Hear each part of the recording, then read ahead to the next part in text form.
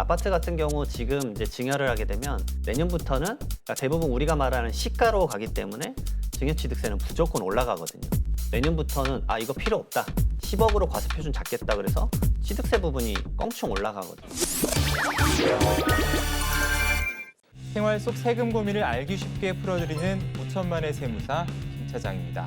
올해 들어서 부동산 하락장이 계속해서 이어지고 있습니다. 서울 아파트 증여 건수가 2019년 이후로 가장 낮아졌다고 하는데요. 증여 시점을 두고 고민하는 분들 많이 계시다고 합니다. 그래서 오늘 두 분 전문가 모시고 고민 해결해보는 시간 갖겠습니다. 먼저 세무 전문가 이장원 세무사님 나오셨습니다. 안녕하십니까? 안녕하세요. 네, 안녕하세요. 이장원 세무사입니다. 네, 그리고 부동산 전문가 김재경 소장님 나오셨습니다. 네, 반갑습니다. 부동산 컨설턴트 김재경 소장입니다. 네, 말씀드린 것처럼 이제 부동산 증여에 대해서 얘기를 나눠보기 전에 그렇다면 올해 부동산의 흐름 그리고 앞으로의 전망 어떻게 될 것인지 좀 짚어봐야 될 것 같아요. 소장님 어떻습니까? 일단은 지금 부동산 시장 현황이 정말 안 좋다라고 볼 수 있습니다. 지금 거래가 잘 안 되고 있는 부분들이 있는데 뭐 여러 가지 요인들이 있죠. 일단 미국에서 금리를 올리다 보니까 지금 가계대출이라든지 그런 부분들도 지금 문제가 되고 있는 부분도 있고요. 국내 요인으로 놓고 본다 하더라도 내년이 좀 더 안 좋을 거라는 전망이 지배적입니다. 대표적인 이유 중 하나가 매도자들이 내년에 더 많이 내놓을 거라는 시각들이 많은데요. 2023년도 5월 9일자로 양도소득세 한시적 중과 유예가 되는 부분이 있고요. 또 6월 1일자로는 재산세와 종합부동산세 과세 기준일이 또 6월 1일입니다. 그 전까지 다주택자분들은 매도를 할 것이다라고 보고 있는데 그러면 이게 언제 가장 피크를 칠 거라고 보고 있느냐라고 하면 2월에서 3월이라고 보고 있습니다. 왜냐하면 부동산이라는 게 계약일 기준이 아니라 잔금일 기준이다 보니까 이런 세금을 규제를 피하려 했었을 때 2월에서 3월 정도에는 매매 계약을 체결해야 되거든요. 그러면 이거를 다시 되돌려서 보게 되면 매수자분들 입장에는 지금 급매물이 나오고 있어 라는 거는 알고 있지만 내년 2월에서 3월에는 더 싼 매물이 나올 수 있겠는데? 라고 판단하다 보니까 지금 거래 시장 자체가 아예 얼어붙었다. 라고 볼 수 있고 일단 내년까지는 조금 어렵지 않을까라는 시각들도 있습니다. 네, 소장님 말씀처럼 거래 시장 자체가 얼어붙었다. 그야말로 주택거래 빙하기라고 할 수 있을 것 같은데 증여도 주춤해지고 있다고 들었습니다. 실제 이 증여 상담이 많이 어떻게 줄었습니까? 우선은 이제 통계치가 나와봐야 알겠지만 사실상 증여 상담은 오히려 더 는 느낌이 있습니다. 그러나 실질적으로 증여를 진행하는 건수는 많이 줄어든 것 같습니다.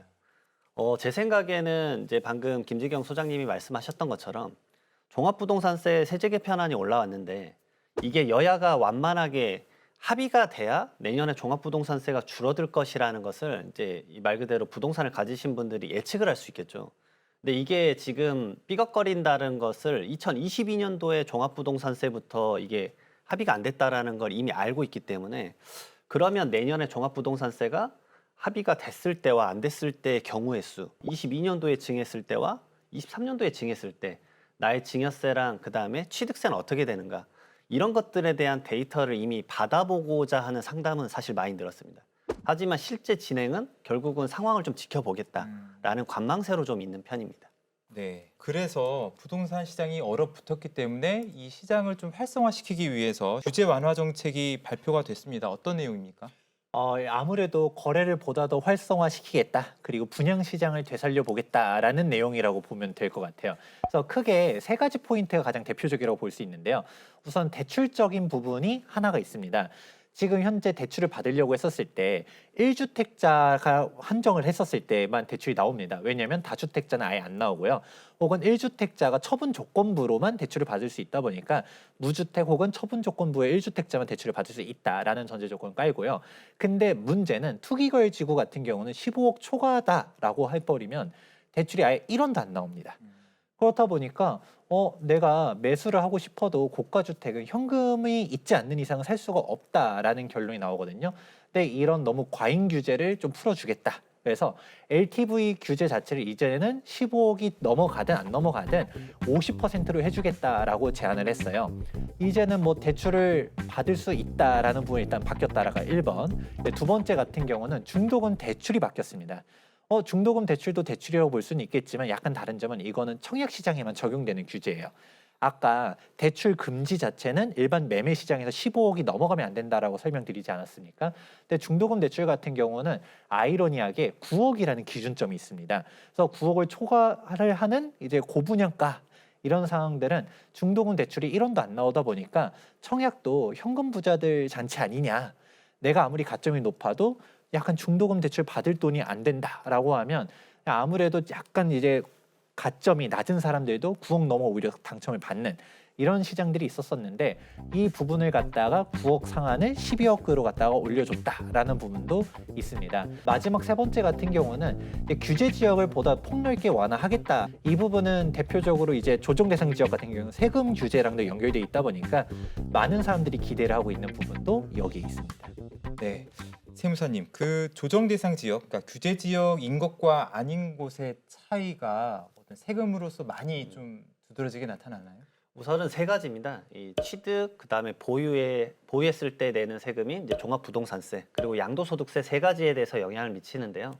취득세는 첫 번째로 매매를 취득했을 때 조정 대상 지역은 중과세율이 기존에 이제 중과세율을 적용을 안 받으면 1%에서 3%대 취득세율인데 조정 대상 지역은 2주택 때부터 8%, 그다음에 3주택부터는 이제 12%의 세율을 적용을 받죠.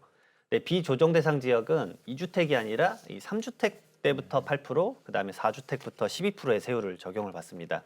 그래서 주택 수에 대해서 어느 정도 한 채가 더 있어도 완화적으로 좀 더 취득세율에 대해서 중과를 안 받는다라고 생각을 하실 수 있고요. 그다음에 주택 증여 취득세율을 또 놓칠 수 없습니다. 원래 증여 취득세가 일반적으로 3.5%, 거기다가 이제 농어촌 특별세나 그다음에 지방 교육세를 포함을 하면 원래 3.8% 아니면 4% 면적에 따라서 나뉘어지게 되는데 이 조정 대상 지역 내 시가 표준액, 우리가 흔히 말하는 공동주택 가격이나 이 개별주택 가격이 3억 원 이상을 하게 되면 이 주택을 증여했을 때 그 결국은 수증자가 주택에 대한 증여취득세를 중과를 받게 됩니다. 다만 이게 증여자가 1주택 세대이면은 그리고 받는 사람이 배우자나 이 직계비속일 때는 상관은 없는데 그게 아니면 결국은 취득세 중과가 3배 이상 늘어날 수밖에 없습니다. 12.4%와 13.4%. 그래서 이 부분 때문에 증여에 대해서 많이 머뭇거리시는 거죠.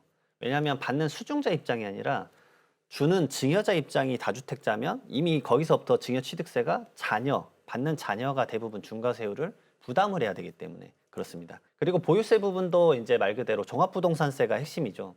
이 종합부동산세가 세율이 지금 이원화돼 있다라고 볼 수 있습니다. 일반 세율과 이 중과세율이죠.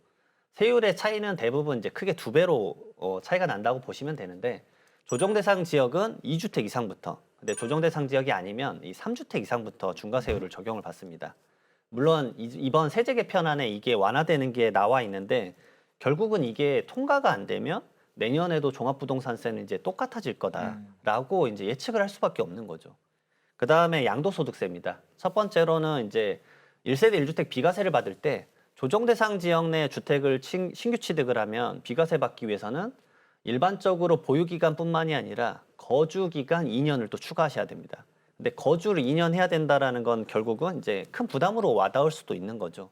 그러나 조정 대상 지역이 풀리고 나서 취득을 하면 이 조정 대상 지역에 대해서 거주 조건이 없어지기 때문에 그 부분에 대해서 완화가 되고 그 다음으로는 일시적 1세대 2주택입니다. 이 종전주택을 가지고 있은 상태에서 1년이 지나고 나서 신규 주택을 취득을 하시죠.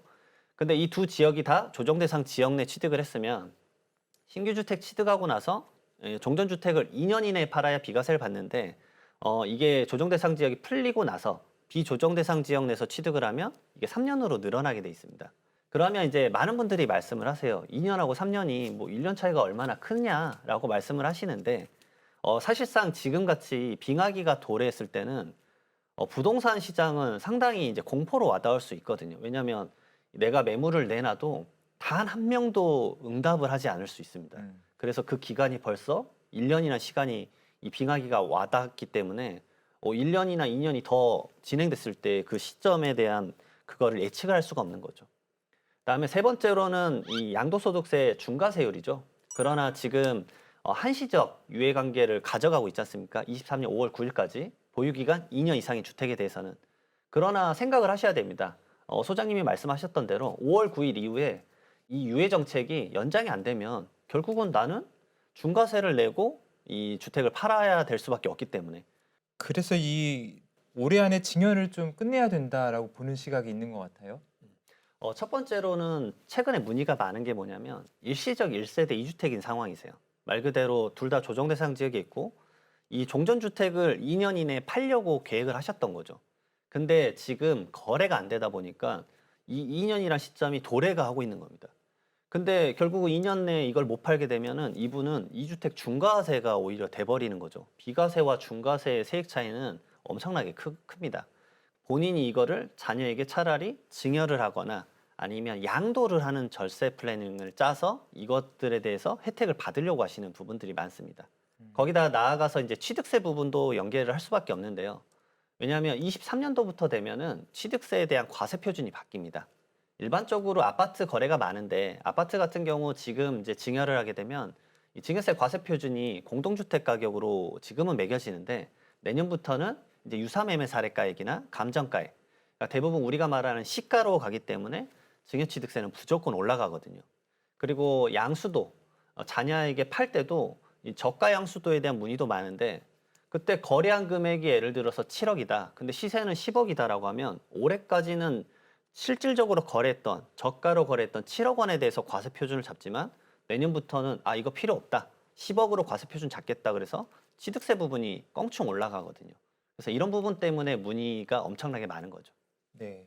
그 올해와 내년의 차이가 큰 이유로 2월 과세를 꼽는 경우가 있는데 그 이유는 무엇인지 좀 설명을 부탁드릴게요. 이 증여를 할 때 고민을 하시는 것 중에 하나가 또 이 취득가액을 높이는 겁니다.